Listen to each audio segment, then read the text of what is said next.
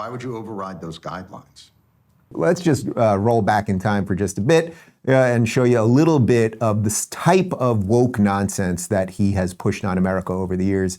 Here he is on this problem show going after the Arkansas Attorney General Leslie Rutledge over child genital mutilation. Why would the state of Arkansas step in to override parents, physicians, psychiatrists, endocrinologists who have developed guidelines? Why would you override those guidelines?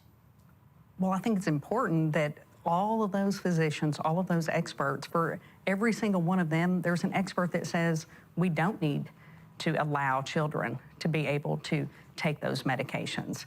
That there are many instances where... But you know that's not true. You know it's not for everyone. There's one.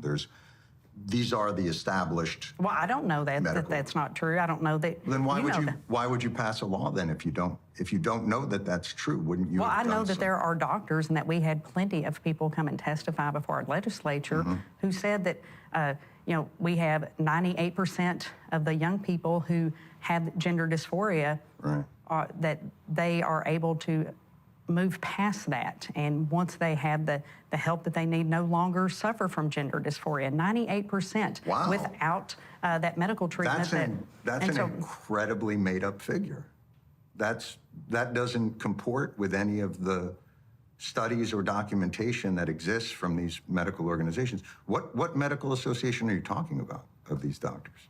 Well, we have all of that in our legislative history, and we'll be glad to provide that to you. I don't have the name of that off the top of my head. I know it's something that... You don't have the name of the organization that you're getting that off the top of my head. Oh, okay. But yes, we have all of that cited in all of our briefs. You're suggesting that protecting children means overriding the recommendations of the American Medical Association, the American Association of Pediatrics, the Endocrine Society. We don't have enough data. We don't have enough to show that these drugs are effective and that these children are better off. I mean, it goes on and on. What an absolutely smug, unlikable person he became for the cool 1 million plus per episode he was making on that now defunct show. So then the machine brings him back, owned by Viacom.